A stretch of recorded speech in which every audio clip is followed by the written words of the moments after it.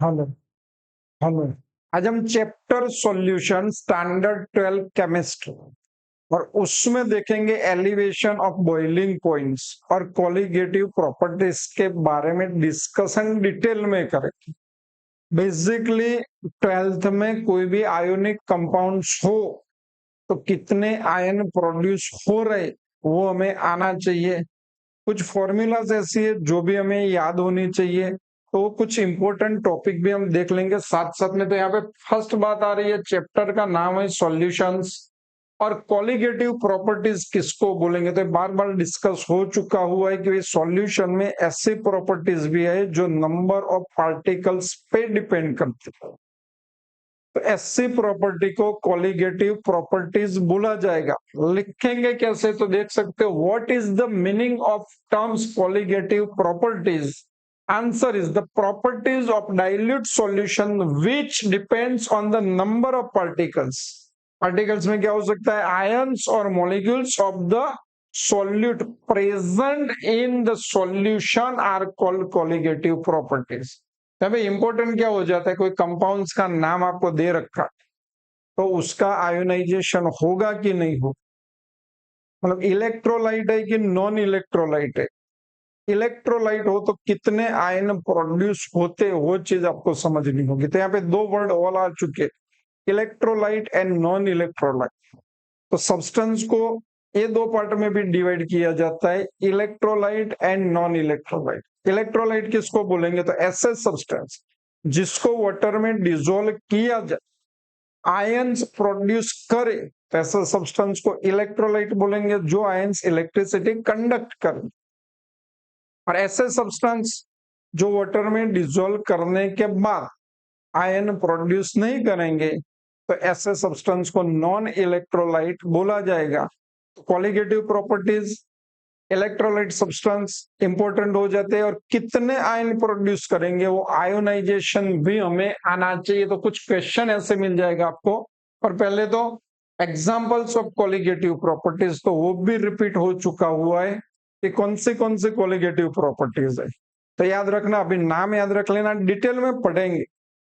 Elevation in boiling points, depression in freezing point, osmotic pressure और relative lowering vapour pressure, ये चार colligative properties के बारे में डिस्कशन करेंगे। एक एक याद करते जो आपके सामने आ जाएंगे। कोलिगेटिव प्रॉपर्टीज तो नाम याद कर लो, फर्स्ट क्या बोला जाएगा, relative lowering of the vapour pressure. दूसरा भी कुछ याद कर लो, एलिवेशन इन बॉइलिंग पॉइंट। तीसरा डिप्रेशन इन फ्रीजिंग पॉइंट और लास्ट में ऑस्मोटिक प्रेशर। यहाँ पे आपको याद ये रखना है कि कोई भी सॉल्यूशन हो उसमें सॉल्वेंट है, हमें लिक्विड की बात कर रहे, तो उसका बॉइलिंग पॉइंट, सॉल्वेंट चेंज होगा, बॉइलिंग पॉइंट चेंज हो। जैसे वाटर 373.15 केल्विन, अल्कोहल 351.1 केल्विन। तो ये वाटर और अल्कोहल का खुद का बॉइलिंग पॉइंट अलग अलग है। और जैसे उसमें सॉल्यूट ऐड किया जाएगा, वो डिटेल में पढ़ेंगे फिर से भी, तो बॉइलिंग पॉइंट क्या होगा, बढ़ेगा, इंक्रीज होगा। और जो ये इंक्रीज होना है उसको क्या बोला जाएगा, बॉइलिंग पॉइंट सॉल्यूशन का सॉल्वेंट से ज्यादा होता है। याद रख लें, बॉइलिंग पॉइंट सॉल्यूशन का प्योर सॉल्वेंट से ज्यादा होता है और इसी को बोला जाता है एलिवेशन इन बॉइलिंग पॉइंट। और जो बढ़ रहा है वो नंबर ऑफ सॉल्यूट पार्टिकल पे डिपेंड करता है। बॉइलिंग पॉइंट जो इंक्रीज हो रहा है किस पे डिपेंड कर रहा है, नंबर ऑफ सॉल्यूट पार्टिकल पे डिपेंड कर रहा है। उसके नेचर से उससे कोई लेना देना नहीं है। तो बॉइलिंग पॉइंट खुद कोलिगेटिव प्रॉपर्टीज नहीं है कि वो सॉल्वेंट पे डिपेंड कर रहा है, नेचर ऑफ सॉल्वेंट पे, पर जो बढ़ रहा वो कोलिगेटिव प्रॉपर्टीज है। Same way depression, freezing point solution का प्योर सॉल्वेंट से कम होता है और इसी को क्या बोला जाएगा, डिप्रेशन इन फ्रीजिंग पॉइंट। और वो भी कोलिगेटिव प्रॉपर्टीज है। सॉल्वेंट का फ्रीजिंग पॉइंट कोलिगेटिव प्रॉपर्टी नहीं है। रिलेटिव लोअरिंग वेपर प्रेशर पढ़ चुके हो, खाली वेपर प्रेशर सॉल्वेंट की अपनी प्रॉपर्टीज है, relative lowering vapour pressure, colligative properties है, ऑस्मोटिक प्रेशर भी हम पढ़ चुके या तो पढ़ेंगे, तो ये भी ऑस्मोटिक प्रेशर खुद कॉलिगेटिव प्रॉपर्टीज है। चलो कॉलिगेटिव प्रॉपर्टीज हमने अच्छे से देख ली। हम जानते हैं कि भाई कोई सब्सटेंस को वाटर में डिसॉल्व करेंगे, आयंस प्रोड्यूस होंगे, तो कितने आयन प्रोड्यूस होंगे? ये सब्सटेंस आयन प्रोड्यूस करेगा, मतलब आयोनाइजेशन होगा। कोई सब्सटेंस का एसोसिएशन होता है, तो एसोसिएशन होगा मॉलिक्यूल्स का, अथवा तो अनचेंज्ड रहेगा। वो पहले हमें कॉलिगेटिव प्रॉपर्टीज समझने से पहले समझना होगा। तो एक टॉपिक आपके सामने आएगा, उसमें से कुछ नॉमेनक्लेचर आपको दिए जाएंगे और इसमें से आपको मॉलिक्यूलर फॉर्मूला कितने आयन प्रोड्यूस हो रहे वो डिसाइड करना है। देख सकते हो, let us make sure how many of the following do not dissociate or associate or remain unchanged when added to a solvent water to make a solution of them। अगर मैंने इसको वाटर में dissolve कर दिया तो इसका क्या होगा? एसोसिएशन होगा, डिसोसिएशन होगा, अनचेंज्ड रहेगा। तो पहले तो आपको इसके मॉलिक्यूलर फॉर्मूला डिसाइड करनी होगी। ऑर्गेनिक कंपाउंड अनचेंज्ड रहते वो याद कर लो। आयोनिक कंपाउंड्स का आयोनाइजेशन होता है। यूरिया ऑर्गेनिक है कि इनऑर्गेनिक वो भी डिसाइड कर लो। सभी के मॉलिक्यूलर फॉर्मूला देख लो और आंसर आप खुद डिसाइड कर सकते हो। अब इसमें से एक एक का मैं आपको बताते जाऊंगा, पहले खुद लिख लो वीडियो पॉज कर, कितने आयंस बन रहे वो भी देख लो, और इसके बाद आगे देखते जाओ कि हमने सही आंसर लाया कि नहीं लाया। यूरिया, तो यूरिया की मॉलिक्यूलर फॉर्मूला रहेगी NH2CONH2, जानते ही हो तो अच्छा है। सुक्रोज तो आना ही चाहिए, शुगर भी आना चाहिए। क्या डिफरेंट है भाई सुक्रोज और शुगर में? तो ये होगा C12H22O11, यही शुगर है, दोनों सेम है, कोई चेंज नहीं। कॉमन सॉल्ट तो हम हर रोज यूज करते हैं। क्या है कॉमन सॉल्ट? NaCl। ग्लूकोज क्या बताना? C6H12O6। पोटेशियम नाइट्रेट, और दूसरा एक नाम दे देता हूं, पोटेशियम नाइट्राइट। क्या फर्क है? आना चाहिए केमिस्ट्री में, क्योंकि आप ये 9th से पढ़ चुके हो। KNO3 is a potassium nitrate, और नाइट्राइट KNO2। शुगर की फॉर्मूला सेम है, उसी को ही सुक्रोज बोलेंगे, तो कोई चेंज नहीं। मोर सॉल्ट या फेरस एमोनियम सल्फेट हाइड्रेटेड, तो इसको लिखा जाएगा FeSO4 into NH4 twice SO4 और 6H2O। This is the ferrous ammonium sulphate. Ammonium chloride NH4Cl। और माइक्रोकॉस्मिक सॉल्ट अगर जानते हो तो इसकी फॉर्मूला आप खुद लिख सकते हो। किसके? माइक्रोकॉस्मिक सॉल्ट। चलो फॉस्फोरिक एसिड के फॉर्मूला याद कर लो तो अच्छे से ये याद रह जाएगी। अगर नहीं जानते हो तो फॉस्फोरिक एसिड क्या बोलते हैं? H3PO4। एक हाइड्रोजन निकालो तो इसकी जगह लिखा जाएगा Na। दूसरा हाइड्रोजन निकालो तो इसकी जगह लिखा जाएगा NH4, और एक हाइड्रोजन तो NaNH4HPO4। This is the microcosmic salt, sodium ammonium phosphoric acid भी बोल सकते। चलो अब आयोनाइजेशन किसका किसका होगा भाई? तो इसका नहीं होगा, ग्लूकोज का नहीं होगा, शुगर वही है इसका भी नहीं होगा, ग्लूकोज का नहीं होगा। चलो कितने आयन प्रोड्यूस होंगे? तो ये तो जानते हो, इसमें से क्या हो सकता है? Na+Cl-, कोई दिक्कत नहीं, आ जाता है। KNO3 कितने आयन प्रोड्यूस होंगे? तो एक आयन है, एक ग्रुप है, सभी मिला के K+ और NO3-। एमोनियम क्लोराइड, तो NH4 प्लस आयन होता है, वो याद रख लो, NH4 प्लस होता है और Cl माइनस होता है, आना ही चाहिए ये तो। अब इसमें एक के बाद एक लिख सकते हैं, तो ये Fe, फेरस में Fe2 प्लस होता है, यहाँ पे लिखा जाएगा फेरस में Fe2 प्लस रहता है। सल्फेट माइनस रहता है, SO4 माइनस, तो A2NH4 प्लस रहता है, 2 वाला है तो 2 हो जाएगा। SO4 एक है तो यहाँ पे 2 लिख देते, 2SO4 में, और 6H2। टोटल मिला के ferrous ammonium sulphate ions count करो, कितना है ये, 1 2 2 और 6, तो टोटल 11 पार्टिकल्स आपको मिलेंगे। अब बात है NaNH4 HPO4, तो एक तो ये जितने लिखे हुए हैं कलर उतने ही आयन मिल जाएंगे आप। Na का चार्ज कितना होता है वो तो आप जानते ही हो, वेल नोन है, Na प्लस होता है, NH4 प्लस 1 भी होगा और H प्लस होगा और PO4, इसका चार्ज -3 होगा। तो कभी कभी आयन का चार्ज याद हो तो भी अच्छा है आपके लिए। तो इतने आयंस इसके कॉस्मिक माइक्रोकॉस्मिक सोल्ट के 1 2 3 और 4।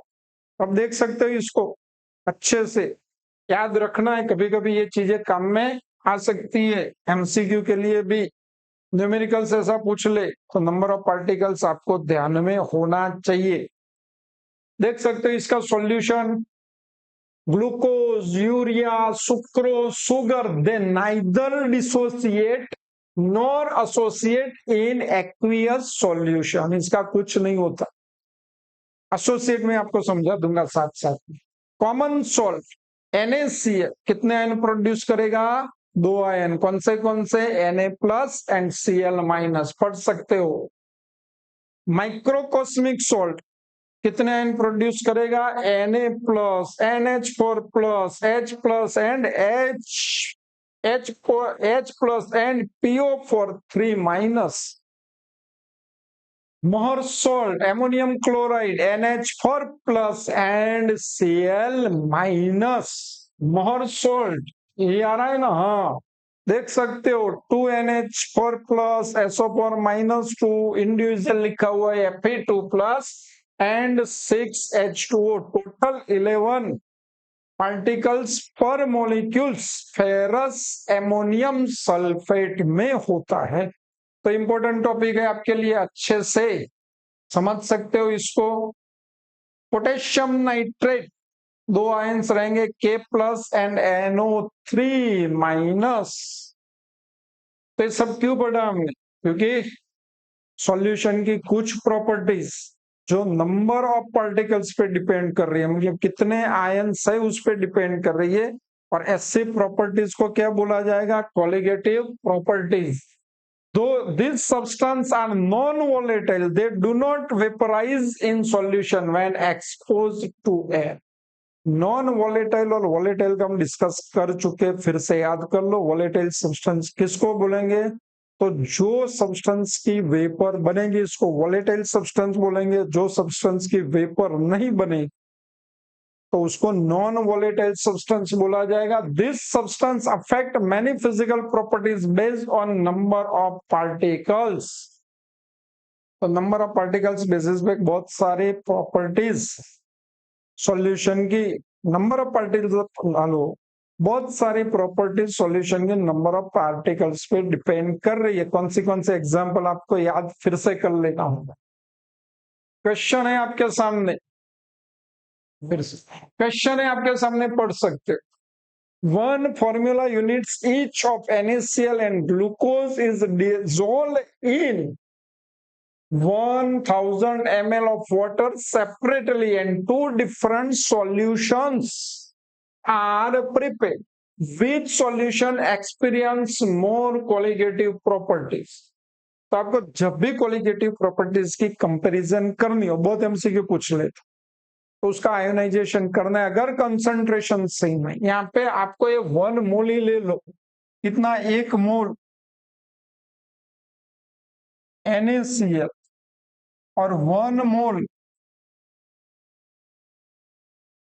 तो किसमें ज्यादा पार्टिकल्स बनेंगे, अभी डिस्कस कर लिया। NaCl में 2 पार्टिकल्स होते हैं, ग्लूकोज एक ही पार्टिकल्स रहेगा, तो NaCl की कॉलिगेटिव प्रॉपर्टीज ज्यादा रहेगी, और कुछ है ही नहीं, सिंपल ही है, आप डिस्कस समझ चुके हो। 1 molecule or 1 formula unit of NaCl produces 2 ions after dissociation, while glucose does not dissociate or associate ionize, hence it remains as 1 particle. Therefore, solution containing NaCl experience greater colligative property.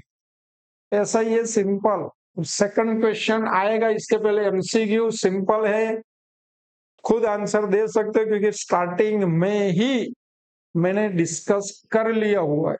चलो answer क्या आएगा, तो इसमें से boiling point colligative properties नहीं है, elevation in boiling point colligative properties है, freezing point colligative properties नहीं है, osmotic pressure, osmotic pressure colligative properties है, वेपर प्रेशर नहीं है, वेपर प्रेशर नहीं, relative lowering vapour pressure colligative properties है। तो आंसर आपका रहेगा सी।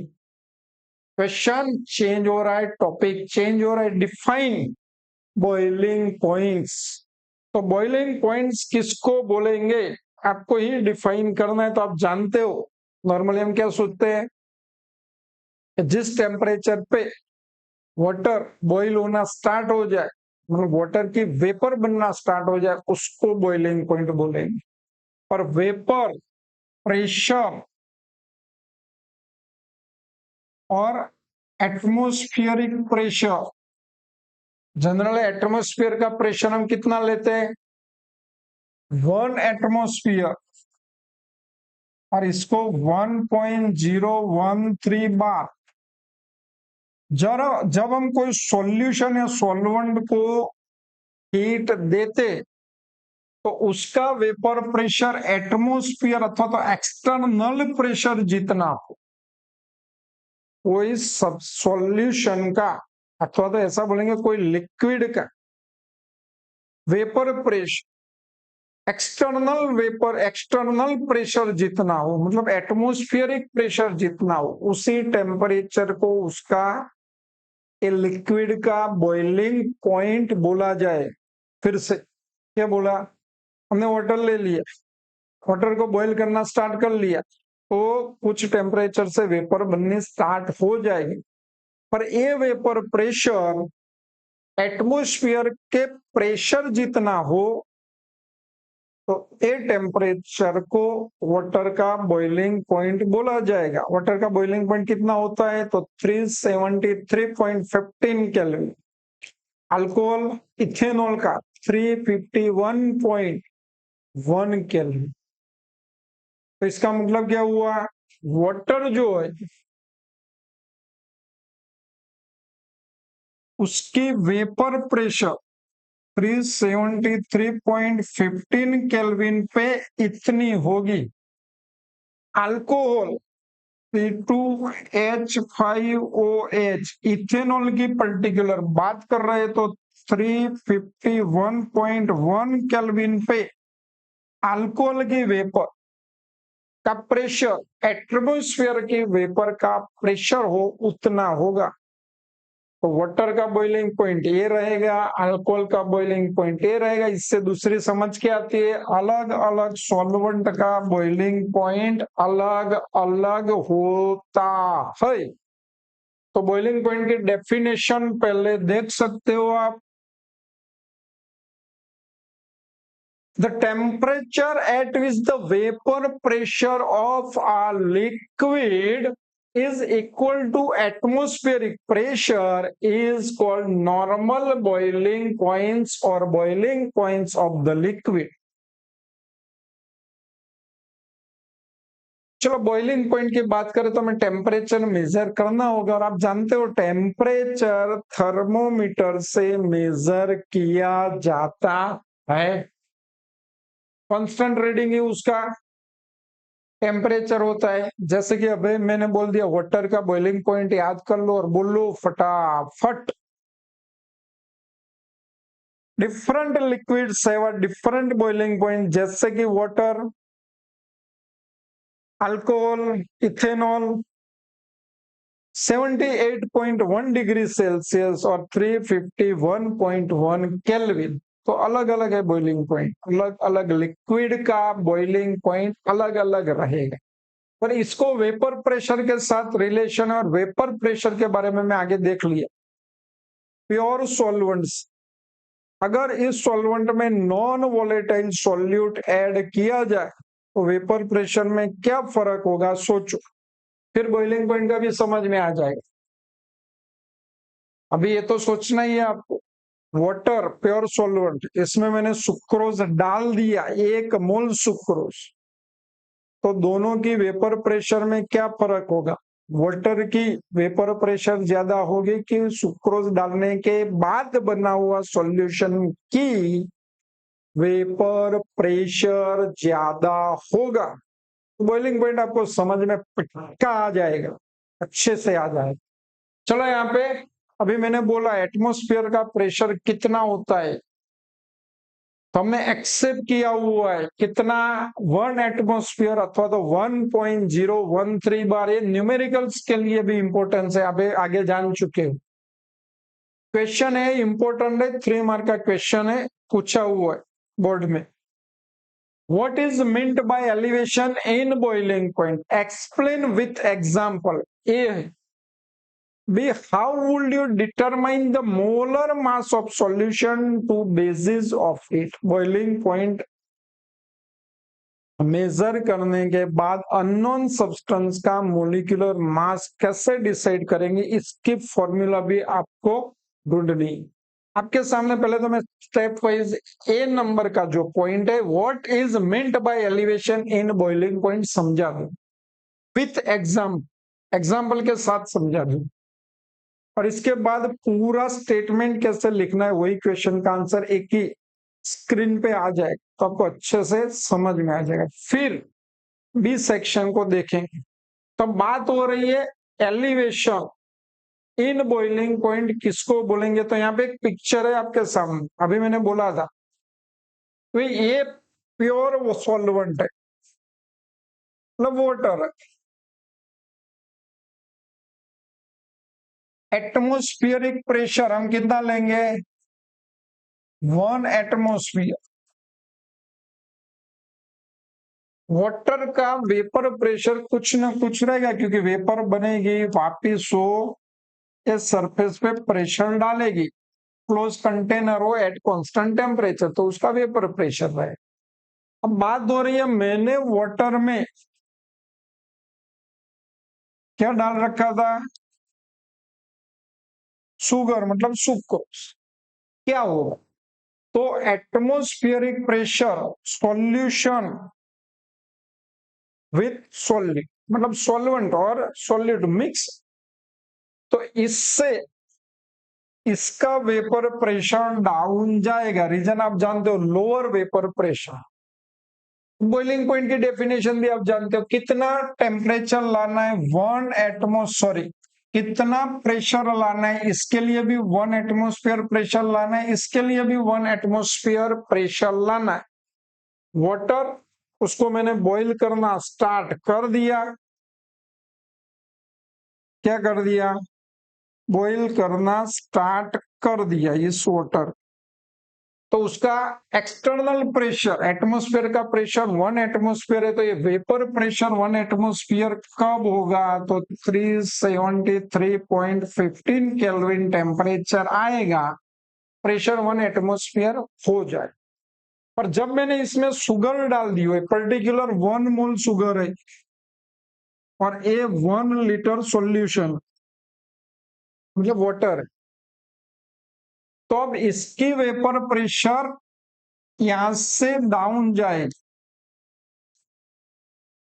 Lower the vapour pressure. तो मुझे ये जो वाटर को हीट दे रहा हूं, इससे ये कंटेनर को, सॉल्यूशन को 1 एटमॉस्फेयर प्रेशर लाने के लिए ज्यादा हीट देनी पड़ेगी।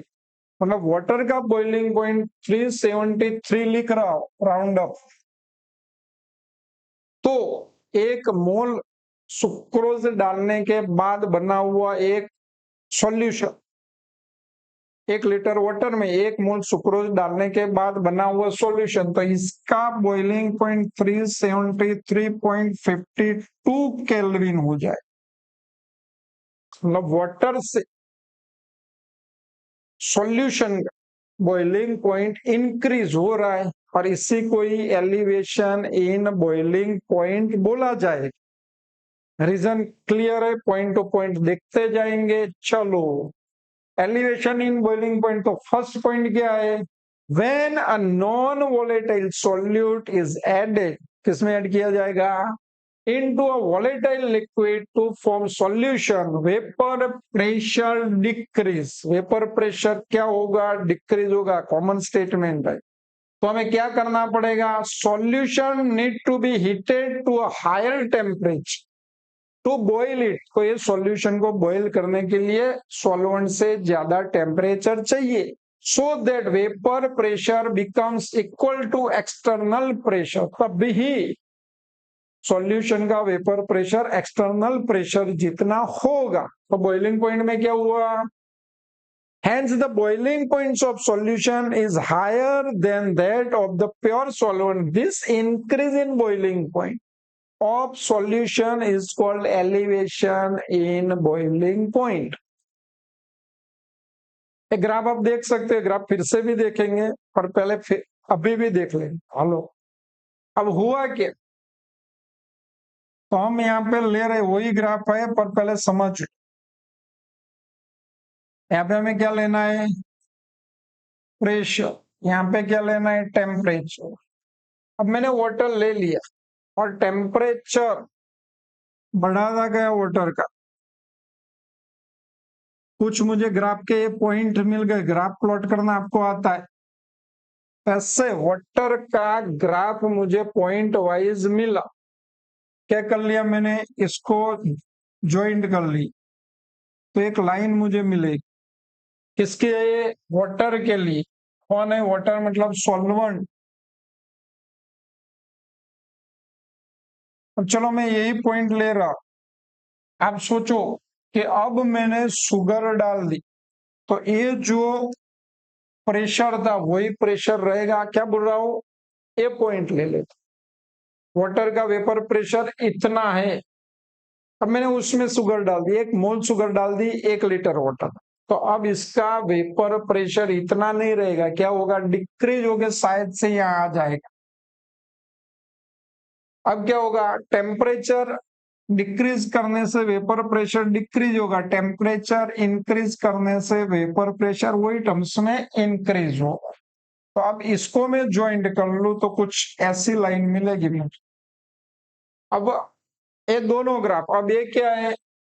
सेकंड वाला सॉल्यूशन है। अब मान लो कि यहाँ पे 1 एटमॉस्फेयर प्रेशर आ रहा, तो इसका बॉइलिंग पॉइंट कितना होगा? तो इसको मैं एक्सटेंस कर लूंगा, जिस पॉइंट पे इंटरेक्ट हो रहा है ये बॉइलिंग पॉइंट किसका? PB0। जीरो बोलेंगे माने सॉल्वेंट का। और ये सॉल्यूशन का वेपर प्रेशर उसी टेम्परेचर पे नहीं आ रहा है। क्यों? कि बॉइलिंग, इसी टेम्परेचर पे 1 एटमॉस्फेयर बॉइलिंग पॉइंट नहीं आ रहा है। क्यों? क्योंकि सॉल्यूशन का वेपर प्रेशर डिक्रीज हो रहा है, तो मुझे टेम्परेचर ज्यादा देना पड़ेगा। और ये कुछ यहाँ पे इतना आ रहा है, तो इसको बोला जाएगा TB। फिर से याद कर लो, TB मतलब boiling point of solution, TB0 मतलब बॉइलिंग पॉइंट ऑफ सॉल्वेंट। तो एक डिफरेंट को बोला जाएगा डेल्टा TB। वही ग्राफ आपके सामने यहाँ पे भी है, देख सकते हो। बाकी डिटेल में फिर से डिस्कस करेंगे, पर टेम्परेचर बढ़ाने के साथ साथ टेम्परेचर बढ़ाने के साथ साथ क्या होगा? फिर से हेलो, टेम्परेचर बढ़ाने के साथ साथ वेपर प्रेशर इंक्रीज होगा। तो वेपर प्रेशर और टेम्परेचर एक दूसरे के साथ रिलेटेड है। स्टेटमेंट देख सकते हो, the figure indicates the variation of vapor pressure of the pure solvent and solutions as function of temperature। तो temperature बढ़ाएंगे तो क्या होगा? The vapor pressure of an aqueous solution of sucrose is less than 1.013 bar or 1 atmosphere at this temperature। तो vapour pressure इतना लाने के लिए ज्यादा हीट देनी पड़ेगी। In order to make this solution to boil it should be heated more. It means temperature of the solution should be rise। तो statement क्या आएगा? As solution of 1 mole sucrose, जिसका मैंने बार बार डिस्कशन कर लिया, तो बॉइलिंग पॉइंट इंक्रीज होगा 373.52 kelvin.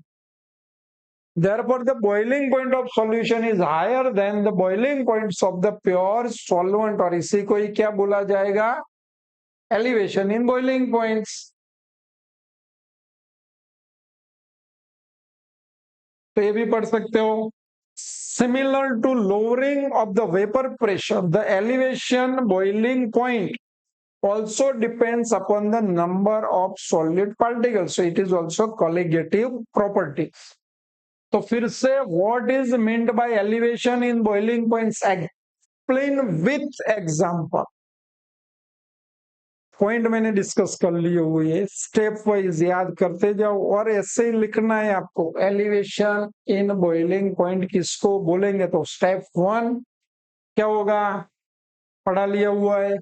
Non volatile solute अगर ऐड किया जाता है वॉलेटाइल सॉल्वेंट में, तो वेपर प्रेशर डिक्रीज होगा। सेकंड पॉइंट याद कर लो, तो ज्यादा हीट देनी पड़ेगी। मेन पॉइंट याद करके अपनी लैंग्वेज में लिख सकते हो। इसके बाद अगर ज्यादा हीट देनी पड़ेगी तो सॉल्वेंट से सॉल्यूशन का बॉइलिंग पॉइंट बढ़ेगा, और इसी को क्या बोला जाएगा? Elevation in boiling point. जैसे कि सुक्रोज 1 मोलर सॉल्यूशन है, तो उसका बॉइलिंग पॉइंट 373 डिग्री, मतलब ये पढ़ सकते हो आप। चलो पॉइंट वाइज याद रखना है आपको। नेक्स्ट पॉइंट, पूरी नोट एक साथ लिख सकते हो। इसके बाद ये पॉइंट कंटिन्यू है, ये भी कंटिन्यू है, तो इतना लिखना है। ये नोट डाउन कर लो। एक करने के बाद सेकंड पेज पे इतना आएगा, ये भी नोट डाउन कर लो, तो आपका क्वेश्चन का आंसर होगा। और इसके बाद हमें डिराइव करना था।